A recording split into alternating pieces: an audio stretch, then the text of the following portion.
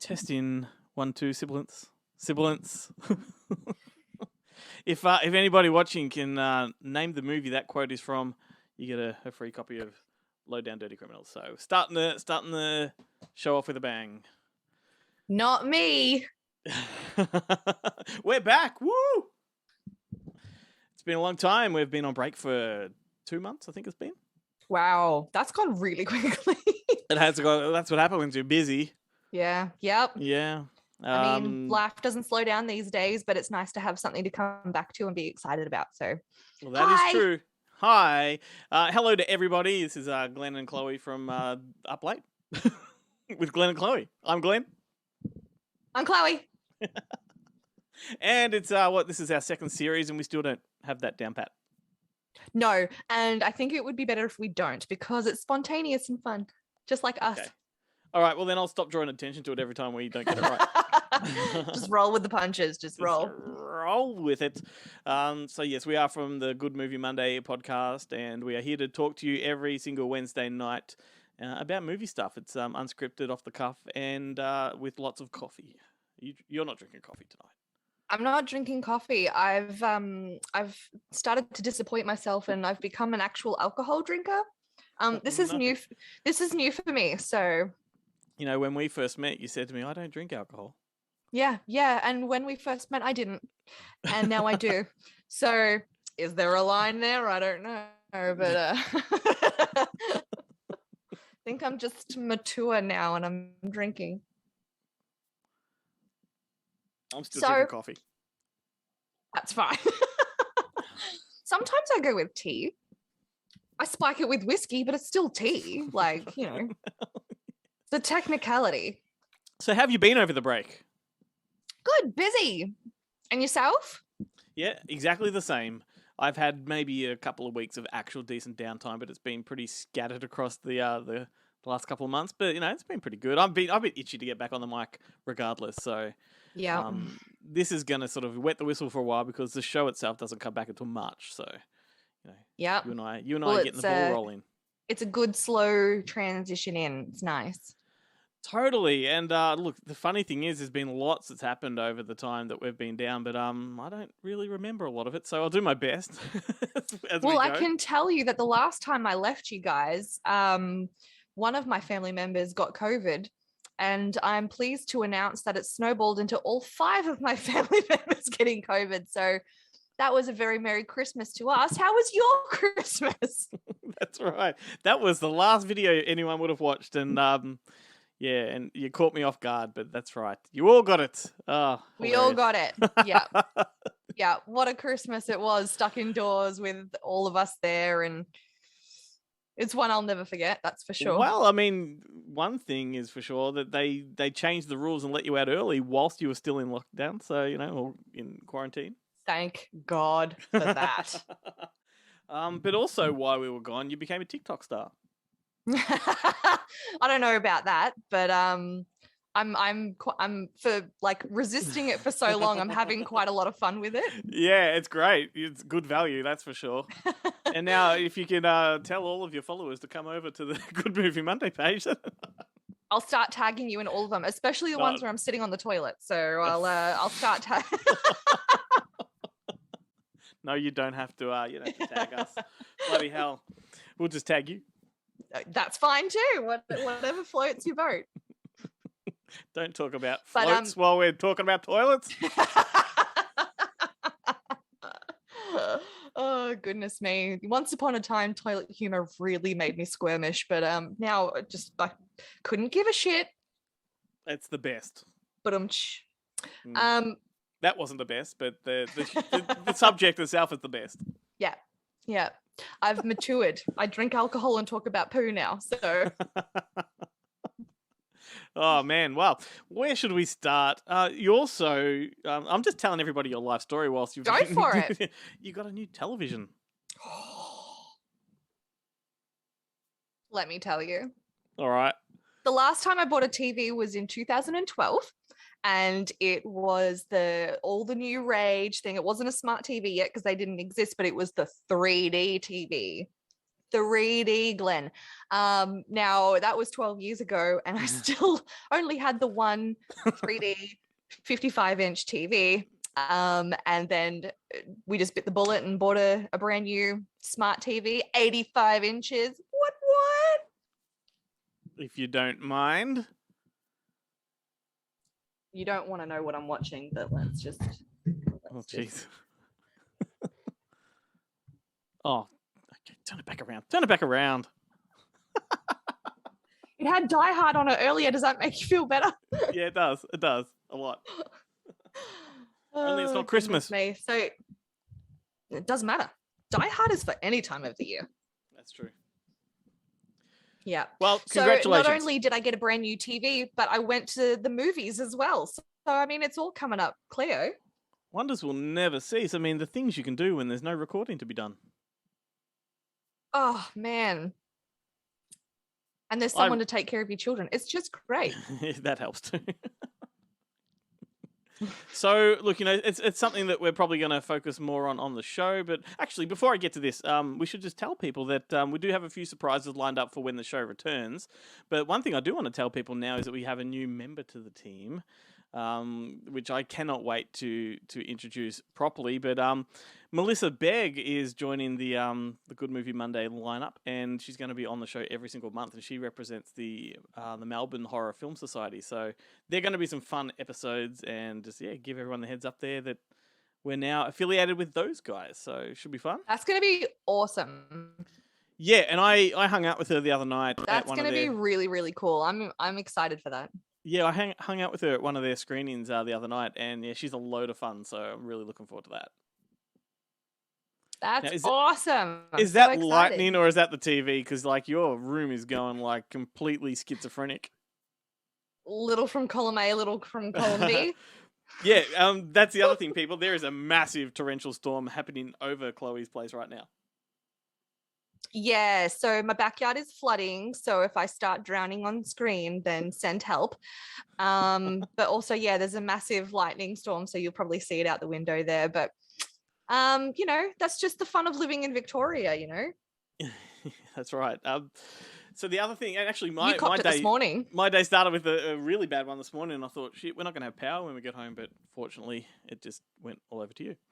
But I lost power 5 minutes before this. So at least we're not doing this by candlelight and iPhone. Drama.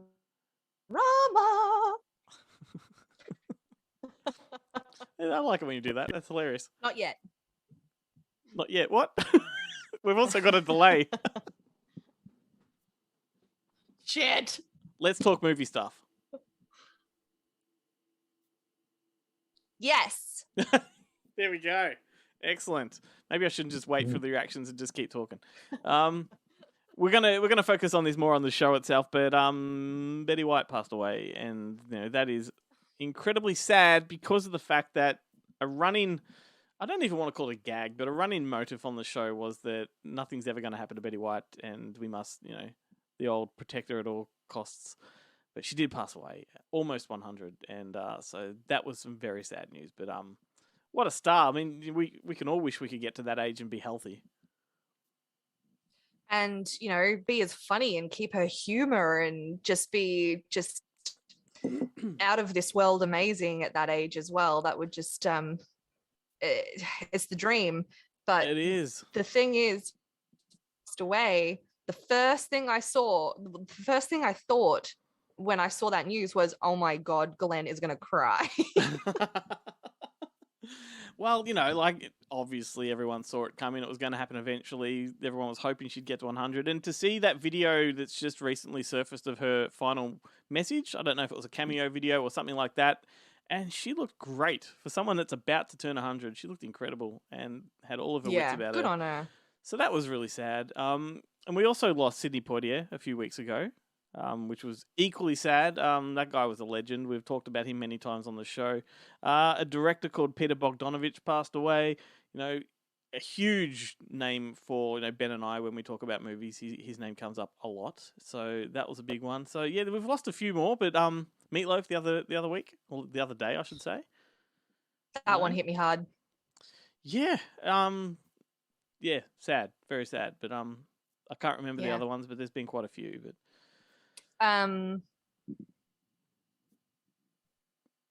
Louis Anderson. oh my God, Louis Anderson! How do I forget that one? That one Yeah. actually, that one hit me harder than Meatloaf. Big Louis Anderson fan. I I grew thought up. you would be. I grew up with him, and there's a movie back in the 80s called The Wrong Guys, which I watched just the other night after he passed away. And I loved this movie as a kid. It's not a particularly good movie, but when you're a kid, some of these things are funnier, you know? But the good thing, the amazing thing about this film was it was a vehicle for him and all of his mates from the Comedy Store to make a movie, right? And it was like not an R-rated movie. It was a sort of a PG family adventure about a group of scouts when they've grown up that go back to relive their scout days as adults. That sounds great. So they go camping, but it's full of all these great stars like Richard Lewis and Tim Thomerson and all these others. And yeah, Louis Anderson was the lead in that role, in that film, and I've sort of followed his stuff ever since. And he's an Emmy Award-winning actor from recent years. He's an incredible stand-up comedian. Very what do you call it? Very relatable kind of comedian. He sort of picks apart real life and throws it back at you. That's the best type of comedy. That's the stuff that you can relate to and actually like drives it home for you. So yeah, I feel like that's why he would have been so popular as well. But there's a fantastic piece he did recently, just about getting old. It's about like a 5 to 10 minute piece of stand up, just and it's so relatable. When you hit 30 and up, you can relate to everything he's saying. Well, to be honest with you, I didn't know much about him at all. I knew him from Coming to America, and that's about as much as I sort of was exposed to him. But I recognize his face, so I was planning on going back and having a look at what he'd been in and watching a few things. So I look forward to doing that. He hasn't done a lot of films. He's done some, but he's more just a stand-up comedian. So there's lots of stuff on YouTube, but a lot of television. He played like a transgender character in a show recently, which I can't remember the name of the show off the top of my head, but that's what he won the Emmy for. Yeah, just incredible kind of character. But yeah, so lots of people passed away, and just nice to talk about them. And no doubt throughout the year, Ben and I will be talking about them because we don't stop just because they die. So. No, of course not. Absolutely not. They come into our worlds to make a mark, and it just because they pass away doesn't mean that so does their reputation or their talent or their work. So keeping the wonderful talented people alive is important. Absolutely. And you and Ben are really good at it. So what ifs? Take the compliment, please. Okay. Let's talk about some stuff that's right up your alley. Over the break, they had the Harry Potter reunion. Yeah. So I was looking forward to that. As soon as I saw the ads for it, I was looking forward to it. And I can honestly say that I loved it. It was wonderful. I shed a little tear, but I wasn't wowed by it, and I really wanted to be wowed by it. It wasn't what it promised. Right. Which and that's evidently COVID related. There's a lot of things they wouldn't have been able to do, which probably explains why they were separated for most of the program. But it opened up with a glorious introduction where they were all sort of catching the train to Hogwarts, whatever, or all journeying. Stunning! And it was done very theatrically, and I thought, man, this is gonna be amazing. Even someone like me who's not a huge Harry Potter fan, I'm like, this is gonna be special, and the fans are gonna absolutely love this. And then once it sort of got to that point that they've done the intro, there's the title card. It was pretty lackluster.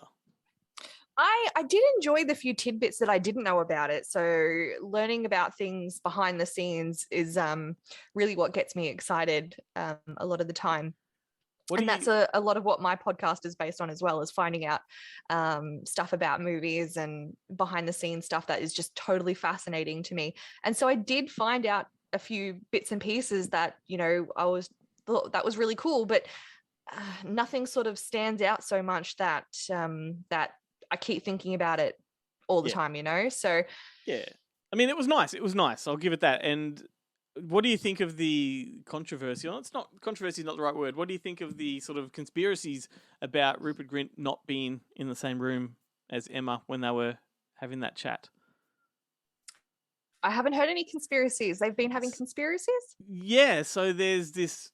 Some fans have spotted that with that, they're sitting on those seats opposite each other. If you watch her fingernails, they change, right?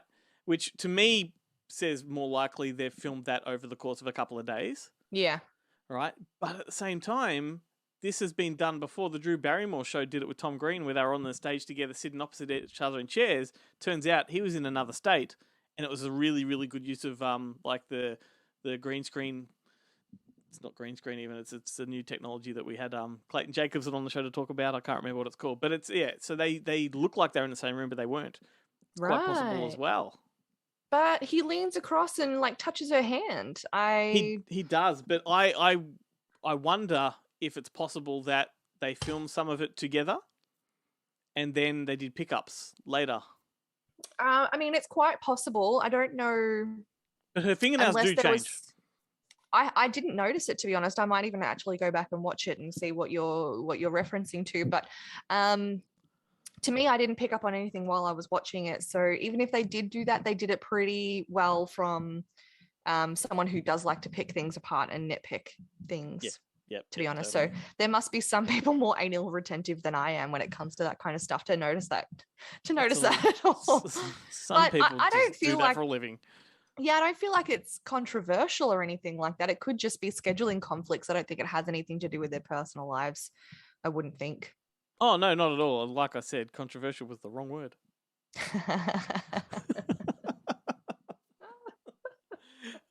Fucking hell, what else? We talk about Spider-Man for a minute. Okay, and then I'll segue back to Daniel Radcliffe. Okay. I went and saw Spider-Man because you know that he's my favorite and I love him. And I knew nothing about it. And I'm so glad I knew nothing about it because it was just absolutely beautiful. Can I spoiler alert? Spoiler alert. It was just so beautiful when all the Spider-Mans were together. And I just shed a tear. And I loved the storyline and I loved how it went. And it's my favorite Spider-Man by far. And I love it. Amazing. Well, I haven't seen it yet. Fuck! But I knew that happened anyway. Oh, why wouldn't you say that first? Well, you just kept talking. Sorry, I was doing this. I knew exactly where you were going. So I'm like, whatever, it's fine. But well, anyway, it's beautifully done. It's so that's nostalgic. no secret. People knew that way before the film got released. I didn't know. Well, I mean, you would have got far more out of it then. Like, that would have been an amazing aspect to it for you. Yeah, no, I'm looking forward to seeing it. Like I don't love the Marvel films or comic book movies in general, but Spider-Man's one I've always had a soft spot for regardless. And I enjoyed Spider-Man before the MCU came along. Like, as many people did. Like, those Tobey Maguire ones were just, the first two were incredible films. Like, they were great. And that was way before superhero films saturated the market, and therefore I could enjoy them fully. Like, there was no stigma attached to it, or there was no sort of, saturation.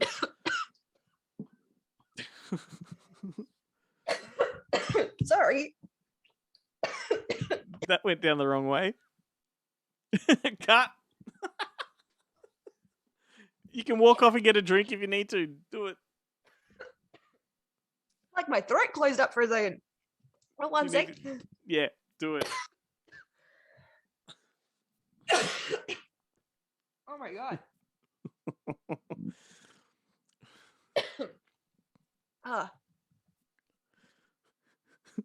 We've got a TikTok video. I don't know what just happened then. I'm so sorry. Do you need to go and get a drink? No, I'm good. Oh. It was the drink that was the problem. It's like my throat closed up for a second. It was weird. It always happens at the most inconvenient times. I sipped on a cup of tea once and spat it in my grandmother's face because it went down the wrong way. Not grandma. Yeah, got it right in the face. That's funny though. Are you okay? Yeah. Whew. Yeah, Spider-Man does that to people, and I'm glad you enjoyed that. I loved it. It was just the perfect weekend watching that. It blew me away. I loved it. I love it when you have good reactions to movies. You know, that's what movies are about. So it makes me happy that you like it. Especially when they're hyped up so much. Yeah. You know what I mean? Like it was hyped up, and I'm like, God, I love Spider-Man so much. If this is shit, I'm gonna be so disappointed. And I'm just so happy that it lived up. So fantastic. Anyway, you can segue back to Daniel Radcliffe now. Tell me. Well, before I do, let's stay on the comic book stuff because the Batman's coming out, and that just got announced as being 3 hours long. Whoa. Too much. No. Too much. Not at all. Way too much. Are you kidding me? I'm not. If Harry Potter or Lord of the Rings or any of those epic movies were 3 hours long, that was brilliant and perfect. This is going to be an amazing movie. Yeah, well, I mean, I don't question if it's going to be an amazing film. It may be incredible, and I'm looking forward to it. And the only negativity I have is that running time. I think comic book movies should never be that long, ever. I don't approve. Like, I just really. Well, if Glenn doesn't approve. Wow. Like, what is it that you heard it first? What is it that Alfred Hitchcock used to say? Is that the running time of a film should never be longer than one's ability to hold their bladder? And you know, I think that's a really good measuring stick. You know, just keep people there for a short time, not a long time, and just bang for buck in that time. An hour's too long for a comic book movie, in my opinion. 3 hours, I should say. I'm gonna disagree because I think epic movies do deserve more airtime, and I feel like if they're giving it more airtime, it's going to be epic. And this is coming from a person who doesn't like DC movies, or the sort of DC universe type thing. I'm definitely much more of an MCU person, so I think it's going to be amazing. Well, I think you and I probably have a different definition of epic movie because I really don't think superhero movies should be epic either. Like, you know, why though? Why not? Epic is different in my mind. Like, your Dances with Wolves are epic. Your you know, westerns can be epic. Superhero movies can just be fun, energetic. Epic is just, to me, I guess maybe I'm old fashioned. It's just not the right way to describe a movie. Like, long and tedious is what that sounds like to me when you're talking about comic book movies. Fair enough. I mean, I guess take it from the grouch. Does it have a release date yet, or? Good question. I don't know. It's getting close. It's got to be getting close. All right. Well, when it comes out of the movies, I promise I will make time to go and see it, like, as it opens, as I'm sure that you will as well. And we'll do an episode on it, I reckon. Yeah, okay, cool. Here's my definition of epic in that realm. So I would say your Christopher Nolan Batman movies, right? You got a great movie, you've got a good movie, and then you've got a mediocre movie, but string them together and you've got an epic. I don't think I would call Lord of the Rings Return of the King an epic movie. I would call the trilogy an epic trilogy. Yeah, but I agree with you because that, on its own. To me, like, Lord of the Rings sort of fits that criteria of, like, what I was talking about with Dances with Wolves. I think it's much more aligned with that kind of movie. Anyway, I'm sure people will agree with you more than they agree with me. So that's not true. They could completely disagree with me, and that's fine as well. However, they would be wrong, so that's just up to them. Yeah, exactly right. So Daniel Radcliffe, he's playing Weird Al Yankovic in a biopic, and that is amazing. My God, I saw that, and brilliant.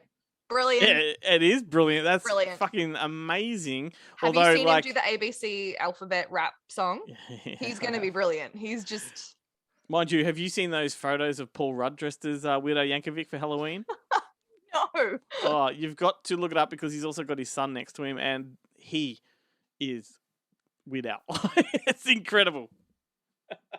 But no, Daniel Radcliffe's a good choice for that. I'm looking forward to it. Big Weird Al Yankovic fan. Have been, since I can remember.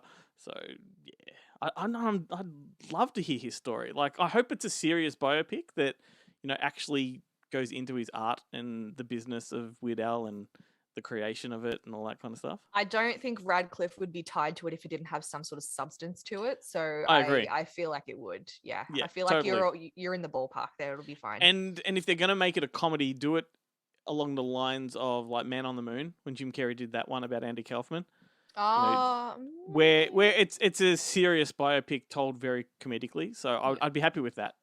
So long as there's Twinkie dogs and whipped cheese and stuff like that, then we're in for a treat. It wouldn't be a Weird Al film without that.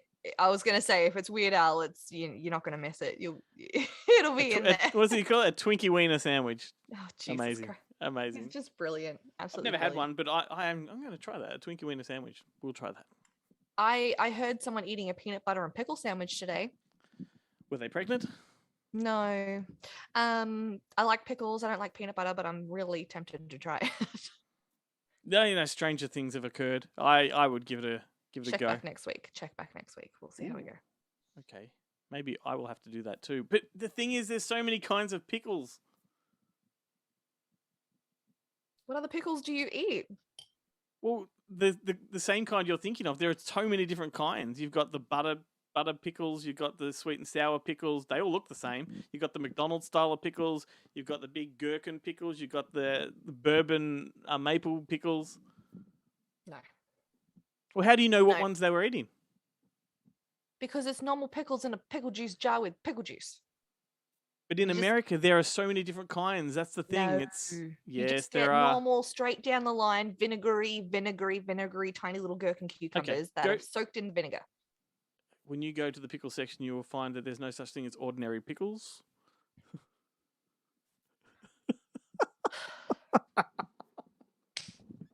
You just love a good argument. You go to the supermarket, you get a jar. It's like this big, and it's got little mini baby cukes in it that have pickleized. I've got them in the fridge, and I've got two kinds. They look the same. There's only one kind that's worth having. Which one? The dill pickles. You got to buy the normal vinegary dill pickles. Well, dill pickles are usually huge. That's what she said. Fucking hell. All right. Well, also, don't forget to do the whole crispy bacon and peanut butter sandwich. That's amazing. I don't like peanut butter. That's the actual crux. But you're going to be doing the pickle test. You may as well do the fucking bacon test. I know, but the crux of it here is I don't like peanut butter, but I love pickles so much that I'm going to have to try it. But I also do love bacon, so I don't know why you're trying to torture me right now. Okay, I'm going to do a crispy bacon pickle peanut butter sandwich. I reckon that actually would work. All right. Deal. I know it's going to work. Okay. Chef's there's a new Wallace and Gromit movie coming. Is there really? Yeah, going to Netflix. So, take it away. You know what I want from you. Wait. Let me get into character. Gromit, we've forgotten the cheese. I'll add that to the celebrity impersonations TikTok that I'm doing at the moment. Oh, I do love your TikTok. The theme of the TikTok is she wants to land a role on SNL, and then at one point you say, "I'll only do it once because I can never do it as good as the first time." And most people on SNL have repeat characters. I'm pretty sure they do it many times over. There's no room for your logic here, okay? There's no room for your logic on TikTok. You can be the first. You're a one joke pony, and every week it's a new joke. The issue was Drew Barrymore, and I actually don't think my Drew Barrymore was too bad. Your Drew Barrymore is excellent. It's about the mouth, isn't it? It's about the mouth. People have a thing with my mouth. I do this weird thing with my mouth, and people are like kind of obsessed with it. So I had to actually do a post addressing it. But yeah, she does a weird mouth thing, and I think I can like encompass that a little bit. Yeah. I've got nothing against Drew Barrymore. I just wanted to try different ones. That's all. No, but you do a good Drew Barrymore. I think I do a good Drew Barrymore. I also wear Drew Barrymore makeup, like all of her makeup line. That's the makeup that I wear. So yeah, you're obsessed. And, some might say possessed. Maybe I'll have to like color the hair and. So I won't ask you to do Drew Barrymore right now, but people can go to your TikTok account and watch you do it. if they want to. Let me prepare a little bit more. I might do some next week. I'm not going to ask you to, but you can. Like you know, I will let you do that. I might open the show. As Drew Barrymore. All right, got a couple more minutes. I did want to touch upon a movie that's been announced that is interesting, coming to, I think, Netflix or one of the streaming services. Another sequel to A Christmas Story. You know that movie from the 80s, A Christmas Story, about little Ralphie? It's possibly one of the great Christmas movies of all time. They're doing a sequel that's called A Christmas Story Christmas, and it's got the kid that played Ralphie, Peter Billingsley, I think his name is. He's coming back as a grown-up Ralphie. Whether it's like a rehash with his own family, I don't know. I've never seen it. When I've seen those pictures, I honestly, thought it was part of It's a Wonderful Life, because I've only ever seen that once and I was very young. So I didn't even realize. So that's pretty exciting. Another Christmas movie to add to the repertoire. The thing about it's like It's a Wonderful Life, because in America particularly, they play it every single Christmas without fail on the same day at the same time, and it's become an institution of its own. And it had a couple of sequels, but it was a fantastic movie, and that's where the whole inspiration for the Wonder Years came from, because it's the same kind of premise. It's the grown-up Ralphie narrating his childhood. Oh, interesting! Very interesting. Yeah, that's hilarious. Awesome. Yeah, but there we go. We are back with Up Late, Glenn and Chloe. That's the end of another video, and it was an interesting one. You almost died, and I'm glad you didn't. And me too. It wasn't by lightning strike. It was by drowning, alcohol consumption. Lessons to be learned. My newfound hobby is doing me wrong. Awesome. Well, we'll be back again next Wednesday night. Hope everyone has a good week, and we'll catch you then. All right. Bye. Ciao.